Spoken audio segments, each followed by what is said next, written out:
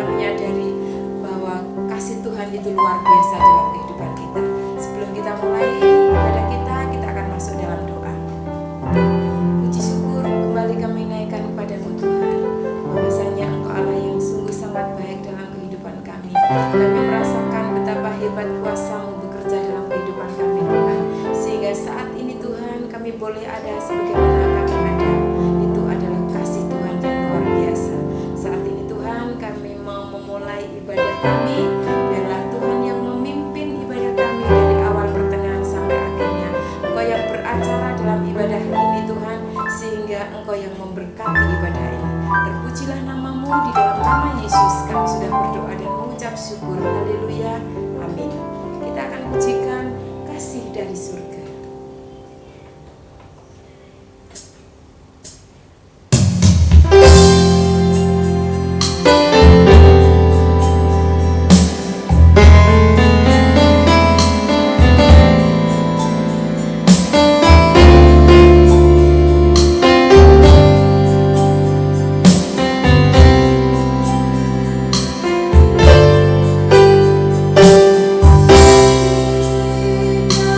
Surga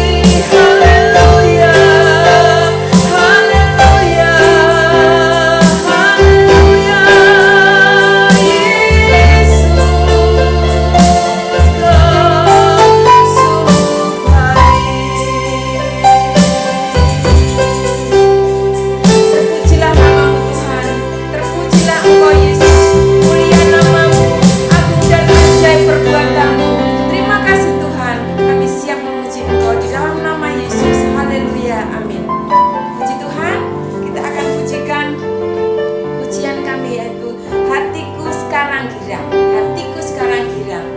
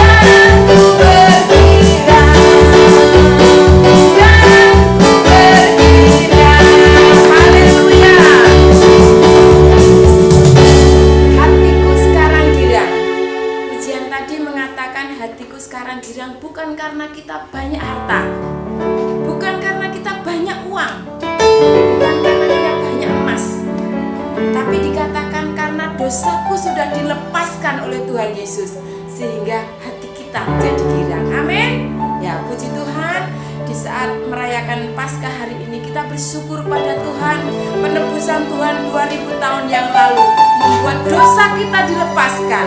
Oleh sebab itu, apapun yang menjadi masalah kita harus percaya, kita harus bergirang karena dosa kita sudah diampuni oleh Tuhan. Puji Tuhan, bukan dengan barang yang fana, tapi oleh darahnya yang mahal, yaitu darah Tuhan Yesus yang menebus dosa kita. Kita akan dengarkan firman Tuhan, kita siapkan hati kita, biar Tuhan memberikan hati yang baik kepada kita, sehingga bukan hanya untuk mendengar saja, tapi kita diberi kemampuan untuk melakukan setiap firman-Nya. Puji Tuhan.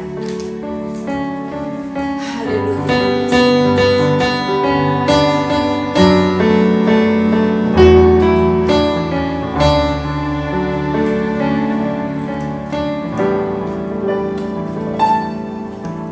Bukan dengan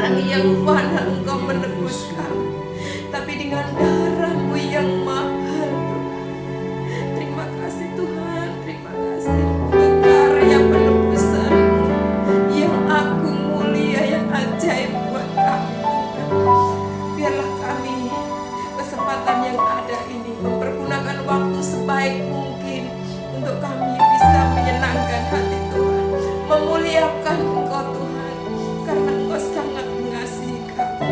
Terima kasih Tuhan Yesus, terima kasih. Kami mau mendengarkan firman Tuhan. Tolong kami Tuhan, tolonglah kami, agar kami menjadi pelaku-pelaku firman. Terpujilah namamu Tuhan, urapi Bapak Gembala, urapi kami semua. Di dalam nama Yesus kami siap mendengarkan firman-Mu. Haleluya, amin.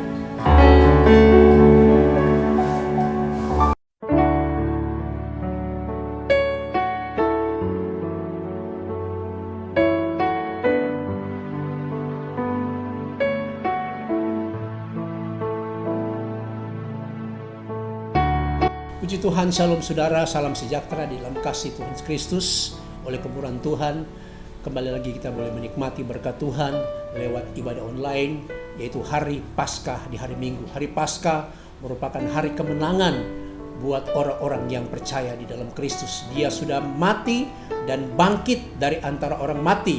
Berarti dia memperoleh kemenangan yang luar biasa.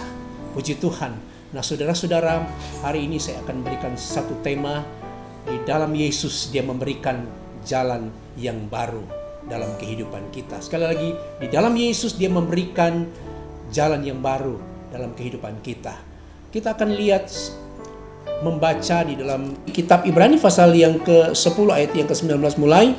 Jadi saudara-saudara, oleh darah Yesus kita sekarang penuh keberanian masuk ke dalam tempat kudus, karena ia telah membuka jalan yang baru dan yang hidup bagi kita melalui tabir, yaitu dirinya sendiri. Dan kita mempunyai seorang imam besar sebagai kepala rumah Allah. Karena itu marilah kita menghadap Allah dengan hati yang tulus ikhlas dan keyakinan iman yang teguh. Oleh karena hati kita telah dibersihkan dari hati nurani yang jahat dan tubuh kita telah dibasuh dengan air yang murni. Ayat yang ke-23, marilah kita teguh berpegang pada pengakuan tentang pengharapan kita, sebab Ia yang menjanjikannya setia. Dan marilah kita saling memperhatikan supaya kita saling mendorong dalam kasih dan dalam pekerjaan baik. Janganlah kita menjauhkan diri dari pertemuan-pertemuan ibadah kita seperti dia dibiasakan oleh beberapa orang, tetapi marilah kita saling menasihati dan semakin giat melakukan menjelang hari Tuhan yang mendekat. Nah saudara-saudara, setiap tahun kita memperingati tentang Jumat Agung dan juga Paskah. Tentunya ini mengingatkan kembali buat kita semua bahwa betapa pentingnya daripada pengorbanan Yesus. Ketika manusia berbuat dosa sejak Adam dan Hawa telah melanggar perintah Tuhan, ya, beberapa kali saya katakan bahwa Allah tidak membiarkan manusia, tetapi Dia sudah merancangkan karya keselamatan buat seisi dunia. Buat seisi dunia. Meskipun pertama kali dia datang, dia terlebih khususnya kepada orang Israel. Tetapi orang Israel menolak akan dia. Tetapi keselamatan itu diberikan kepada bangsa-bangsa lain. Bukan berarti bangsa Israel itu ditolak, tidak. Tetapi ada masanya mereka akan mengakui Yesus sebagai adalah Tuhan Juru Selamat. Nah saudara-saudara, kalau berbicara kitab Ibrani berarti kitab ini dikhususkan kepada orang-orang Ibrani, orang-orang Yahudi atau orang-orang Yehuda.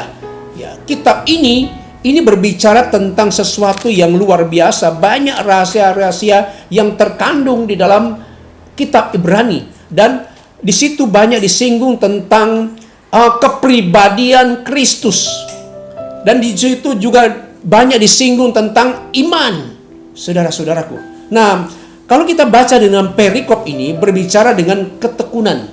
Di satu kata, ketekunan. Ini perikop ya, bukan itu tema kita tadi yang saya sudah sampaikan. Ya, bahwa Paskah ini itu merupakan suatu arti yang sangat penting, ya. Karena kalau dikatakan kalau Yesus tidak dibangkitkan, sia-sialah hidup kita, sia-sialah iman kita. Tetapi karena dia dibangkitkan, berarti ada satu pengharapan buat orang-orang yang di dalam Tuhan. Ada satu pengharapan buat orang-orang yang memiliki janji Tuhan. Ada satu pengharapan buat orang-orang yang senantiasa hidup di dalam Tuhan, saudaraku. Karena tadi saya katakan tanpa dia bangkit, ya, kalau cuma mati saja, sia-sialah akan iman kita. Tetapi itu sudah terbukti bahwa dia bangkit dari antara orang mati. Saudara bisa baca di Injil itu, ya, kitab Injil, 4 Injil ada. Dia bangkit dari antara orang mati, membuktikan dia hidup, membuktikan dia adalah Allah, membuktikan dia adalah luar biasa. Dan dia sudah, ketika dia mengajar kepada banyak orang, terlebih kepada khusus murid-muridnya, dia sudah mengingatkan bahwa dia akan pergi ke Yerusalem dan dia akan menderita. Tetapi pada hari yang ketiga, dia akan bangkit dari antara orang mati. Disitulah, ya, ketika murid-murid mendengar, mereka belum percaya. Tetapi kenapa mereka belum percaya? Karena firman yang mereka dengar itu mereka tidak sungguh-sungguh. Mereka tidak mau fokus kepada apa yang Yesus sampaikan kepada murid-muridnya. Baru mengerti ketika Yesus mati dari antara orang mati. Nah, dia mati dan bangkit tentunya ada satu tujuan, ya. Kemarin kita sudah belajar melalui Pastor Hendra, ya, di ibadah online, di ibadah Jumat Agung, ya, tentang bagaimana, ya, pengorbanan Yesus yang luar biasa, ya. Di situ sudah dijelaskan. Kemudian pasca itu merupakan satu momen yang penting sekali buat kita orang yang percaya. Dia bangkit. Ini menandakan kemenangan buat kita semua. Amin. Kemenangan yang terjadi, ya. Dia lepaskan. Dia mati dan dia bangkit dari kematian, dan iblis dihancurkan di kayu salib, dan kita memperoleh satu kemenangan yang luar biasa. Nah, saudara, bagi saudara yang percaya kepada Yesus, bagi saudara yang sudah mengaku orang percaya, saya mau katakan, saudara harus menang. Menang terhadap dosa, menang terhadap setan, dan menang terhadap kedagingan. Itu yang kita harus perjuangkan. Keinginan mata, keinginan daging, dan keangkuhan hidup. Ini yang kita perjuangkan hari-hari ini. Dan bagaimana supaya kita menang? Kita harus hidup sungguh-sungguh percaya. Kita harus sungguh-sungguh punya iman yang kokoh. Nah, di dalam ayat yang tadi, di dalam ayat yang 19, kita langsung saja. Jadi saudara-saudara, oleh darah Yesus, kita sekarang penuh keberanian dapat masuk ke dalam tempat kudus. Ayat yang 19 sudah disinggung di situ bahwa dijelaskan sekarang oleh darah Kristus kita penuh dengan keberanian masuk ke tempat kudus. Nah, apa maksudnya ini? Nah, kalau di dalam perjanjian lama, kita kembali kepada perjanjian lama, bahwa orang Israel waktu mereka keluar dari Mesir, kemudian di padang gurun mereka membangun satu kemah Musa, kemah tabernakel. Di situ ada aturan-aturannya. Dan ada tiga tingkatan. Yang pertama, tingkat yang halaman, dan kemudian ruang suci dan ruang maha kudus. Ya, saudara-saudaraku. Nah, ruang maha kudus itu hanya imam yang bisa masuk ke dalam ruang itu. Dan imam membawa darah itu menandakan bahwa imam harus membawa darah itu sampai ke tempat ruang maha kudus. Dan cuma imam yang berani masuk, ya. Dan imam membawa dosa-dosa bangsa Israel. Dan itu tertutup selama beribu-ribu tahun. Tidak ada yang masuk, ya. Tidak ada yang bisa masuk. Imam hanya cuma mewakili saja. Tetapi saudara tahu, ketika masuk dalam perjanjian yang baru, ya, Yesus digambarkan sebagai imam besar yang luar biasa. Dan Alkitab berkata, dikatakan di sini, oleh darahnya, bukan lagi darah domba, ya, bukan lagi darah binatang yang Israel atau orang Israel lakukan setiap kali atau setiap tahun mereka berkorban, ya, untuk sebagai penghapus dosa. Tetapi di dalam perjanjian baru, Yesus yang dikatakan sebagai anak domba Paskah. Anak domba Paskah. Dia yang dimaksudkan di dalam ayat ini, bahwa oleh darah Kristus kita sekarang penuh dengan keberanian. Pada zaman dulu orang tidak berani. Ya. Ketika Yesus mati, ya, saya singgung sedikit, darahnya tercurah, dia tergantung di kayu salib. Apa yang terjadi? Tirai bait Allah itu terbelah dua, dan orang bisa memandang akan bait Allah itu. Orang memandang akan kemuliaan itu, penuh dengan keberanian. Ya, nanti kita akan jelaskan lagi. Tadi, ya. Jadi saudara-saudara, oleh darah Kristus, darah Yesus, kita sekarang penuh dengan keberanian. Kata keberanian di sini saya pelajari. Jadi artinya kata keberanian berarti ada satu sikap sikap dengan keyakinan yang kokoh. Keyakinan. Ya. Kalau saudara baca keyakinan, saudara pelajari keyakinan yang kokoh dengan apa? Dengan iman yang sungguh. Hanya orang yang punya iman, hanya orang yang sudah ditebus oleh darah Kristus, kemudian dia punya iman, dia berani masuk ke tempat Maha Kudus. Di mana tempat Maha Kudus itu? Ya, di mana tempat Maha Kudus? Ya, mungkin pertanyaan, di mana tempat Maha Kudus? Bait Allah sudah tidak ada. Ya, bait Allah tidak ada.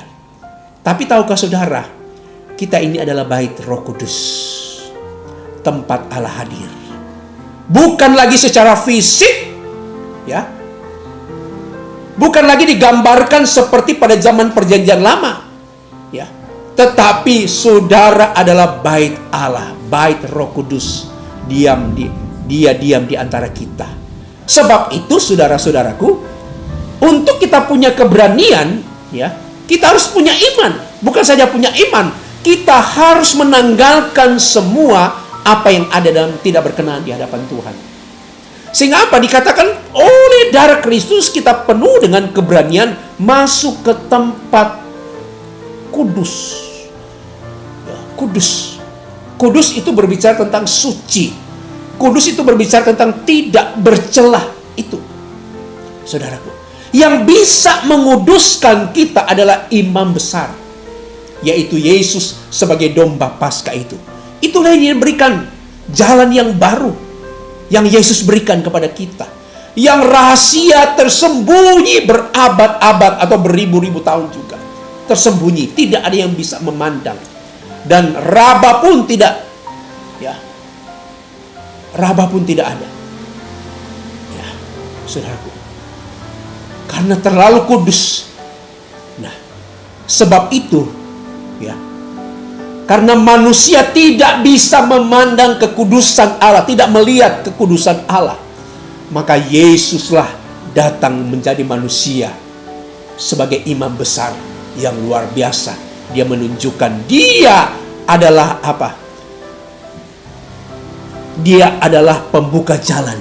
Dia adalah imam besar. Imam besar kan pengantara. Ya, imam adalah sesuatu pengantara, ya, penasehat, ya. Dia memberikan suatu hal yang baru kepada kita. Jadi kita mempunyai keberanian, ya. Artinya dengan keyakinan yang kokoh, dengan iman yang sungguh, penuh dengan kepercayaan. Itu artinya penuh dengan keberanian. Ya, saya sudah singgung beberapa waktu yang lalu ketika orang Israel ya. Orang Israel menolak, ya, karena mereka merasa mereka berdosa. Biar engkau saja Musa. Mereka tidak mau memandang kekudusan. Ya, mereka menolak karena terlalu kudus. Mereka berkata, biarlah engkau saja Musa memandang kekudusan Allah. Hanya Musa sebagai nabi Allah. Kemudian ayat yang ke-20, ya, ayat yang ke-20 kita lihat di sini. Yesus, kita baca, karena ia telah membuka jalan yang baru dan yang hidup bagi kita melalui tabir, yaitu dirinya sendiri. Ayat yang ke-20, Yesus telah membuka jalan yang baru. Hukum Taurat itu peraturan yang lama. Bukan berarti Taurat itu dihapus, tidak. Tetapi hukum Taurat itu adalah satu gambaran yang Yesus akan datang nanti sebagai penggenapan Taurat itu. Amin, saudaraku. Hukum Taurat. Nah, dikatakan di sini Yesus telah membuka jalan yang baru melalui apa? Tabir. Yaitu tabir itu siapa? Yesus sendiri. Semua orang bisa memandang Tuhan. Ya, kalau zaman perjanjian lama, setahun sekali orang Israel datang untuk apa? Membawa seluruh beban dosa mereka, dibawa kepada imam. Mereka harus membawa korban sesuai dengan kemampuan mereka masing-masing. Kalau mereka orang kaya, bawa lembu, ya. Ada yang merpati, ada juga domba, kambing dan lain sebagainya. Mereka harus membawa untuk apa? Karena membawa korban itu ada darah. Darah itulah yang imam bawa masuk ke tempat ruang maha suci. Ya, saudaraku. Tetapi di sini dikatakan sebagai hal yang digenapi oleh Yesus, dia adalah korban yang sempurna. Korban yang sempurna, korban yang sesungguhnya, yaitu dirinya sendiri adalah tabir itu, saudaraku. Amin, saudaraku. Kita lihat sini yang tersimpan, selamanya masih tersimpan. Tidak ada yang bisa menghadap ruang kudus itu, ruang maha kudus, kecuali imam keturunan Harun. Ya. Tetapi Yesus datang mengadakan pembaharuan. Dia adalah imam besar itu. Tetapi kalau kita lihat silsilahnya, ya, dia bukan dari keturunan Lewi, tetapi dari keturunan Yehuda. Tetapi dia diberikan gelar, dia adalah imam besar yang sesungguhnya memberikan satu jalan yang baru. Ya. Jalan yang baru melalui tabir. Dia mengadakan suatu penyucian. Ya, dia mengadakan bukan saja penyucian, tetapi dia mengadakan satu pembebasan. Ya, dia mengadakan suatu pembebasan dosa. Bukan saja itu, dia mengadakan suatu pengharapan buat orang-orang yang tidak ada pengharapan. Tadinya kita tidak ada pengharapan, tetapi oleh karena karya Kristus, karya salib, karya kebangkitannya, kita memperoleh satu pengharapan yang luar biasa. Jadi saudara-saudara, jangan pernah berkata saya tidak ada harapan, saya tidak punya harapan lagi. Oleh karena apa? Masalah ekonomi. Ekonomi itu bukan hal yang membuat kita gagal. Ekonomi itu membuat hal yang kita tidak bisa berbuat apa-apa. Tetapi ingat baik-baik, ya, persoalan bukan membuat kita putus pengharapan, tetapi di dalam Yesus, melalui karya kematian dan kebangkitan Yesus, kita memperoleh pengharapan yang pasti, yaitu kita memiliki kehidupan yang kekal, saudaraku. Amin, saudaraku. Jadi Yesus mati buat orang-orang yang di dalam dosa, supaya orang yang berdosa memiliki pengharapan dan memiliki kelahiran yang baru, saudaraku. Amin, saudaraku. Dia memberikan satu jalan yang baru. Kalau dulu jalan lama, tetapi dia memberikan jalan yang baru, yaitu Yesus sendiri memberikan sesuatu hal yang baru. Memang ketika dia datang di dunia ini, ya, dengan kepercayaan lama, kepercayaan lama, dia harus datang membuat perubahan. Ya. Dia memberikan satu perubahan yang luar biasa. Memang kontroversi, ya. Kenapa orang Yahudi menolak? Karena apa? Ajaran lama mereka mempertahankan. Ya. Bahkan Yesus pernah dikatakan ya Beelzebul, ya. Yesus dikatakan, wah, tidak sesuai lagi, saudara. Padahal dia adalah Allah. Ya, saudara. Dia adalah Yesus. Dia adalah Allah yang menjadi manusia, yang disebut Yesus. Ya. Dalam bahasa Ibrani, Yeshua. Ya, saudaraku, luar biasa. Perhatikan baik-baik.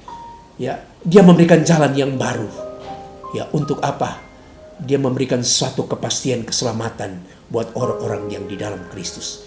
Bukan dia membatalkan Taurat itu, tetapi dia menggenapi Taurat itu. Yesus sebagai domba Paskah itu yang berkorban dan dia mati. Dan hari yang ketiga dia akan bangkit, saudara-saudaraku. Nah, saudara-saudara, yang kita lihat ayat yang ke-21, perhatikan. Dan kita mempunyai seorang imam besar sebagai kepala rumah Allah. Yang ketiga, kita pelajari setelah dia memberikan satu jalan yang baru, yaitu tabirnya di sendiri, ya. Bukan lagi secara fisik, dia adalah kemuliaan itu.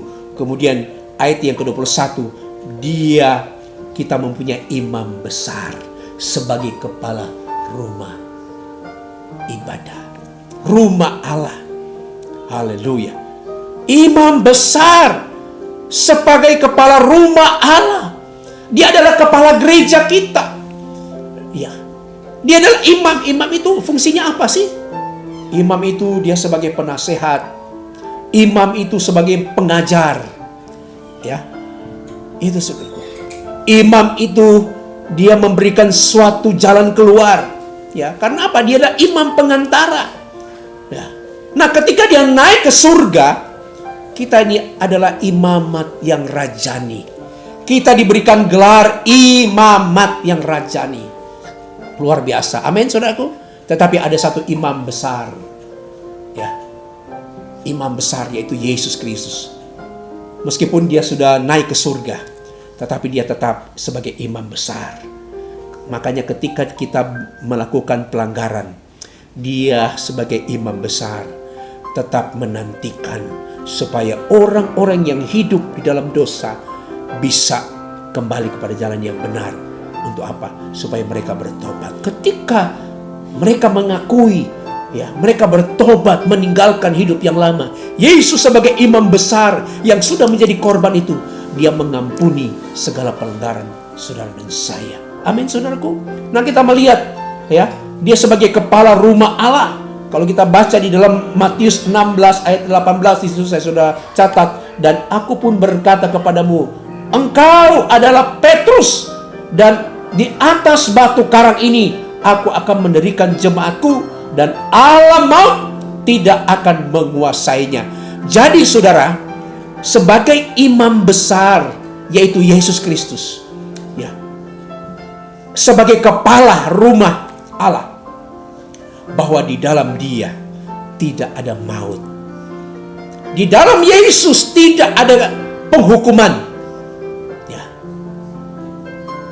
Alkitab berkata, ya, di luar aku, engkau tidak bisa berbuat apa-apa. Berarti keselamatan hanya di dalam Yesus. Amin. Keselamatan hanya di dalam Yesus sebagai imam besar. Ya, dia merindukan hari-hari ini supaya kita sungguh-sungguh menjelang akhir zaman ini. Penggenapan firman Tuhan, kematian sudah tergenapi, kebangkitan sudah tergenapi. Ya, tetapi ada yang belum digenapi, yaitu gereja Tuhan yang akan disingkirkan. Setelah gereja disingkirkan, dia akan masa antikristus akan datang. Kemudian dia datang kali yang kedua untuk menjemput orang-orang yang memiliki iman yang kokoh. Kemudian ayat yang berikut, saudaraku, ayat yang ke-22. Perhatikan, karena Yesus telah membuat jalan yang baru, ya. Penulis menegaskan bahwa mari kita menghadap Allah. Kita lihat di sini ayat yang ke-22. Perhatikan, karena marilah kita menghadap Allah dengan hati yang tulus. Karena dia adalah sebagai imam yang besar, imam sebagai pengantara, dia sebagai korban yang sempurna, dia sudah mati dan bangkit, ya, naik ke surga. Bagaimana sikap kita untuk kita menghadap Allah di hari-hari ini? Yang pertama, kita harus menghadap Allah dengan hati yang tulus, ikhlas. Tulus itu apa, saudaraku? Ya, saudara bisa jabarkan apa itu tulus? Tulus ikhlas berarti sepenuh hati, berarti dengan kejujuran. Kita datang beribadah dengan apa? Dengan satu maksud, untuk kita mencari Tuhan, bukan karena kita mencari berkat, bukan kita dalam pergumulan. Memang kita semua hari ini dalam pergumulan, ya, kita harus datang kepada Yesus. Tetapi kalau tujuan utama kita hanya untuk pergumulan, kita salah. Tetapi kalau tujuan kita datang beribadah dengan tulus ikhlas untuk kita mencari Tuhan, pasti beban kita akan terlepas. Masih ingat 10 orang kusta? Ya, ketika mereka dalam keadaan yang sakit, ternyata Tuhan ingin menguji iman mereka. Apakah mereka cuma minta kesembuhan dari Tuhan? Setelah itu, apakah mereka bersyukur kepada Tuhan? Tetapi toh 9 itu mereka tidak datang kepada Yesus untuk apa? Datang dengan tulus ikhlas untuk minta, ya, mengucap syukur kepada Tuhan.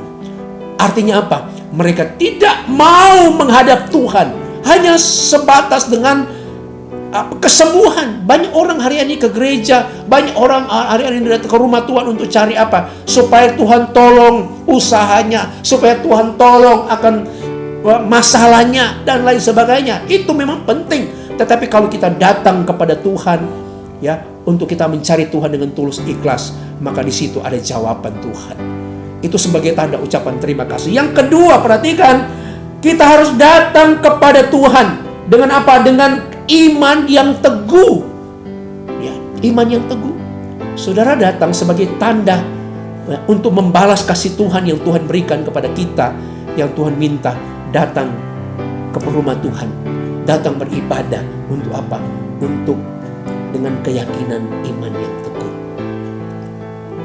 Ya, makanya saya selalu tekankan, kalau saudara datang beribadah, jangan main HP, ya.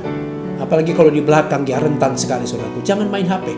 Jangan, apalagi di masa, ya, gadget itu, ya. Itu gampang sekali ketika saudara dan saya mendengarkan firman Tuhan. Ketika saudara sementara menikmati berkat Tuhan, ketika ada pesan-pesan masuk, ada apa masuk, saudara tidak pasti, saya pastikan saudara pasti tidak akan konsentrasi. Itu saya alami sebagai hamba Tuhan, ya. Ketika ada pesan masuk, ya, pesan masuk, ya, kita tidak lagi konsen karena kita terfokus. Apalagi SMS atau pesan-pesan itu yang membuat hati orang itu galau. Kita tidak lagi fokus kepada firman Tuhan. Sebab itu saya tekankan, kalau saudara datang beribadah kepada Tuhan, matikan data seluler, ya, matikan supaya saudara fokus mendengarkan firman Tuhan, dan di situ iman timbul, dan kita memiliki kekuatan iman yang luar biasa. Apalagi di tengah-tengah goncangan ini, apalagi di tengah-tengah kesukaran yang terjadi. Kalau kita tidak punya iman, kita tidak mudah luntur, kita mudah goyah, kita mudah putus asa dan lain sebagainya. Dan apa? Kita pulang gereja, kita tidak mendapat apa-apa. Kemudian yang ketiga, dengan hati yang telah dibersihkan dari yang jahat. Jadi saudara, ketika kita datang ke rumah Tuhan, kita harus mengkoreksi hidup kita. Karena apa? Ingat baik-baik, hati nurani yang telah dibersihkan dari yang jahat. Karena tujuan Yesus mati, dia mati supaya dosa kita, ya, dimatikan. Dosa kita dimatikan, ya, supaya kita menjadi baru, menjadi baru, ya. Selalu saya pernah berkata, matikan dosa saudara sebelum dosa mematikan saudara, ya. Amin. Matikan dosa sebelum dosa mematikan kita. Kalau saya lihat di di tempat-tempat praktek, ya, pernah saya lihat waktu istri saya lagi hamil, kemudian saya membawa istri saya ke tempat praktek, ya, di satu tempat, ya. Di situ ada terpampang satu iklan, matikan rokok saudara sebelum rokok mematikan saudara. Terus saya bisa bayangkan, saya ambil ilustrasi. Oh iya, saya ganti kata matikan dosa saudara sebelum dosa mematikan saudara. Ya. Amin saudaraku. Matikan. Ya, ini penting sekali. Setiap hari kita harus bertobat. Baptis 1 kali, tetapi setiap hari kita harus bertobat, mengadakan puji. Itulah luar biasa imam besar Tuhan. Imam besar Allah. Dimanapun kita menghadap Allah. Bukan setahun, tetapi dimanapun kita menghadap Allah. Untuk apa? Supaya kita dimurnikan, kita dibersihkan dari yang jahat itu. Kemudian yang berikut, karena tubuh kita, ya perhatikan di dalam ayat yang ke-22, ya, tubuh kita telah dibasuh dengan air yang murni. Apa itu air? Dikatakan di dalam Alkitab, Yesus itu adalah air kehidupan. Yesus itu adalah air yang murni. Air. Ketika perempuan Samaria datang menimba air, bertemulah dengan Yesus. Yesus berkata, berikanlah aku minum. Ya, berikanlah aku minum. Ya. Kemudian setelah mereka berbincang-bincang, Yesus masuk ke Yesus mulai masuk ke hal-hal yang rohani. Ya. Air yang akan kuberikan kepadamu, engkau tidak akan haus lagi. Dan justru air yang akan kuberikan akan terpancar. Ya, itu berbicara tentang air terus mengalir. Dan kita melihat ketika perempuan Samaria yang berdosa ini, yang sudah punya 5 suami, ya, Tuhan tidak melihat hal yang lalu. Tetapi ketika perempuan berdosa ini yang menerima Yesus sebagai Tuhan dan Juru Selamat, dia berkata, dia mulai menyaksikan, aku telah melihat Mesias, aku telah berjumpa dengan Mesias. Dia menjadi saksi. Justru air itu terpancar itu dia bagikan kepada orang-orang yang membutuhkan air itu, yaitu Yesus. Amin saudaraku. Basuh dengan air yang murni. Air itu adalah Yesus sendiri yang sebagai sumber air. Barang siapa datang kepada Yesus, dia tidak akan memiliki haus lagi, tetapi dia akan dipuaskan oleh air hidup itu. Mari datang kepada Yesus. Hari-hari ini saudara harus haus terhadap firman Tuhan. Firman itu juga berbicara tentang air. Ada amin saudaraku? Ayat yang ke-23. Kemudian ayat yang ke-23, marilah kita teguh berpegang pada pengakuan kita tentang pengharapan, sebab ia menjanjikannya setia. Nah, setelah kita memiliki ayat yang ke-22 itu, hati yang tulus, keyakinan iman, ya, hati nurani kita sudah dibersihkan, ya, tubuh kita sudah dibasuh oleh air yang murni, yaitu Yesus. Kemudian marilah kita teguh berpegang kepada pengakuan tentang pengharapan. Jadi, orang yang di dalam Kristus, kita harus berpegang kepada pengharapan. Apa itu pengharapan? Pengharapan itu berbicara tentang sorga yang kita akan nikmati. Amin saudaraku. Pengharapan itu yang kita tunggu-tunggu. Kalau kita sudah nikmati, itu bukan pengharapan. Mungkin saudara hari ini sedang menantikan pengharapan itu. Jadi waktu saya masih remaja, ya, saya mempunyai satu cita-cita, atau saya punya satu pengharapan. Ya, saya punya satu pengharapan. Saya pengen ke luar, ya. Saya pengen merantau, dan itu nyata. Nah, setelah saya merantau, datang lagi itu sudah, ya, pengharapan itu sudah nyata, sudah tercapai. Nah, tetapi ketika saya sudah di Pulau Jawa, itu bukan pengharapan lagi, karena pengharapan sudah nyata. Nah, begitulah dengan kehidupan kita. Kita di dunia ini sambil kita menantikan pengharapan kita. Pengharapan yang kita nantikan itu surga yang Tuhan sediakan. Karena apa? Dia datang supaya kita memiliki pengharapan itu, pengharapan hidup yang kekal. Yohanes 10 ayat 10, ya, pencuri datang hanya mencuri, membunuh dan membinasakan. Tetapi dia datang supaya kita mempunyai hidup yang berkelimpahan. Punya kelimpahan, itu pengharapan. Ya, pengharapan. Nah, saudara, mari kita, Alkitab berkata, mari kita teguh. Kata teguh itu kokoh, tetap kokoh, ya, tidak berpindah, ya, itu teguh. Pengakuan kita tentang pengharapan, orang yang di dalam Kristus tetap kokoh atau teguh, ya, tidak berpindah-pindah, tidak berpindah-pindah. tidak berpindah-pindah, tetapi tidak teguh. Seperti rumah yang dibangun di atas dasar yang kokoh. Kemudian ayat yang ke-24. Ya. Nah apa? Ayat yang ke-24, dan marilah kita saling memperhatikan supaya kita saling mendorong dalam kasih dan dalam pekerjaan yang baik. Ya, kemudian penulis juga, Paulus juga ya, menekankan kepada kita sebagai orang-orang yang di dalam Tuhan. Dan marilah kita saling memperhatikan supaya kita saling mendorong. Tugas kita sebagai orang yang sudah di dalam Kristus, yang sudah memperoleh kemenangan, marilah kita saling memperhatikan. Kata saling memperhatikan itu saling peduli terhadap sesama. Tema kita waktu lalu, ya, saling mengasihi, saling memperhatikan, ya. Mari kita peduli sesama, saling mengingatkan. Kemudian apa? Saling mendorong. Ayo datang beribadah. Ayo melayani Tuhan selama masih ada kesempatan. Ya, selama masih ada kesempatan. Saling mendorong antara satu sama yang lain. Supaya apa? Kita melihat, ya, kita sesama jemaat Tuhan, ya, terbangun iman kita. Ya, haleluya. Iman kita terbangun. Kemudian ayat yang selanjutnya, ayat yang terakhir, ya.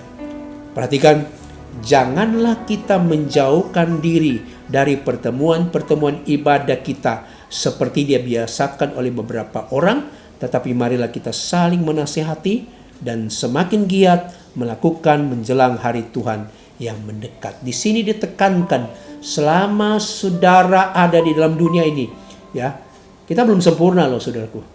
Ya, kita masih ya seringkali berbuat hal-hal yang menyimpang. Tetapi untuk kita selalu kuat di dalam iman, selalu kita hidup, ya, iman kita bertumbuh. Alkitab dengan jelas berkata, marilah, ya, janganlah kita menjauhkan pertemuan-pertemuan ibadah, ya, seperti yang dibiasakan, ya, oleh beberapa orang. Mari kita terus beribadah kepada Tuhan. Amin. Jangan kita menjauhkan diri selama masih ada kesempatan, kecuali kita sakit, kecuali kita sudah tidak bisa berjalan seperti stroke. Ada mak-mak yang sudah sakit, ya, sudah tidak kuat lagi berjalan, tidak kuat lagi naik tangga. Biarlah mereka di rumah, biarlah saya layani mereka. Tetapi kita yang masih kuat, marilah kita mau berkumpul bersama untuk melayani akan Tuhan. Di situ apa? Alkitab berkata di sini, perhatikan, ya, di situ ada apa? Ada nasihat, ya. Ada nasihat. Kemudian mari kita melakukan pekerjaan Allah menjelang apa, ya? Semakin giat melakukan menjelang hari Tuhan yang mendekat. Inilah hari Tuhan yang sangat mendekat. Saudara lihat hari-hari ini banyak sekali postingan-postingan tentang orang-orang yang berjumpa, ya. Tuhan berjumpa secara pribadi menyampaikan pesan kepada orang-orang bahwa kedatangan Tuhan itu tidak lama lagi. Kedatangan Tuhan sudah di ambang pintu. Ya, ya. Saudara-saudara, mari sama-sama kita mau bergiat melakukan pekerjaan Tuhan. Jangan lengah, jangan kita jadi lemah, tetapi giat selalu dalam pekerjaan Tuhan. Toh tidak sia-sia akan pekerjaan kita, semua pasti ada upahnya. Ada amin saudaraku? Semakin giat, ya, dalam pekerjaan Tuhan, ya, semakin giat untuk melakukan menjelang hari Tuhan yang sangat mendekat ini. Inilah karya Tuhan Yesus sebagai imam besar. Dia sudah mati dan bangkit dan dia naik ke surga. Dan Alkitab berjanji, Alkitab juga menulis, Yesus berjanji ketika dia naik ke surga, dia akan datang kembali untuk menjemput orang-orang yang hidup di dalam Tuhan. Kerinduan saya, GPD Immanuel, jemaat GPD Immanuel, tetap ketika dia datang semua dijemput oleh Tuhan. Semua memiliki akan janji Tuhan. Nah, Tuhan Yesus memberkati kita semua. Saya percaya kita semua diberkati Tuhan. Selamat Paskah. Ya, biarlah Paskah, momen Paskah ini semakin giat untuk kita melakukan pekerjaan Tuhan yang semakin, ya, hari Tuhan semakin mendekat ini. Tuhan Yesus memberkati. Sampai jumpa di sebentar sore, kita akan menikmati berkat Tuhan lewat ibadah perjamuan kudus untuk kita boleh menikmati akan berkat-berkat Tuhan. Tuhan Yesus memberkati. Mari sama-sama kita berdoa. Segala puji syukur kami persembahkan kepadamu Tuhan. Biarlah firman Tuhan yang kami sampaikan memberkati kami semua. Bagaimana dia datang memberikan jalan yang baru, yaitu Yesus sendiri yang menjadi korban, dan dia mati dan bangkit dari antara orang mati. Dan kami yang percaya, kami yang telah berdosa, ditebus oleh darah Kristus. Ketika dia bangkit, kita memiliki pengharapan itu, pengharapan yang kekal. Sebab itu di masa kesempatan ini, kami tetap mau beribadah kepada Tuhan, mencari Tuhan dengan hati yang tulus, ikhlas, dan di situ ada kekuatan yang baru. Tolong semua jemaat Tuhan supaya mereka tetap setia untuk melayani akan pekerjaan Tuhan. Terima kasih Tuhan. Kami percaya bahwa Allah kami adalah yang luar biasa, yang tidak pernah meninggalkan kami Tuhan. Berkati jemaat Tuhan, berkati pemerintah kami, dan juga berkati juga akan sinode kami Tuhan. Tuhan tolong pemerintah kami supaya pemerintah kami dapat menjalankan tugas sesuai dengan kehendak-Mu Tuhan. Bapak Presiden, Wakil Presiden, sampai kepada jajaran-jajarannya, kepala-kepala daerah, gubernur-gubernur yang ada, dan juga RT RW. Dan harian ini ada beberapa kejadian teror sedang terjadi hari-hari. Tuhan tolong Tuhan, orang-orang yang melakukan itu Tuhan tolong tobatkan mereka sebelum mereka menyesal Tuhan. Tuhan tobatkan mereka Tuhan. Apa yang mereka lakukan itu sudah salah. Tuhan tolong Tuhan. Berkati pemerintah kami Tuhan. Terima kasih Tuhan. COVID-19 ini Tuhan tolong supaya dapat terselesaikan dengan baik. Biarlah kehendak Tuhan, jadilah Tuhan. Yang penting iman kami bertumbuh. Terima kasih Tuhan. Terima kasih Tuhan. Tolong kami di dalam berkat nama Yesus Kristus. Haleluya. Mari sama-sama kita terima berkat. Saudara-saudaraku yang kekasih, biarlah berkat daripada Allah Bapa, cinta kasih sayang, dalam Yesus Kristus, persekutuan Roh Kudus senantiasa menyertai memberkati kami mulai saat ini sampai selama-lamanya. Di dalam berkat nama Yesus Kristus. Haleluya. Amin. Tuhan Yesus memberkati. Haleluya.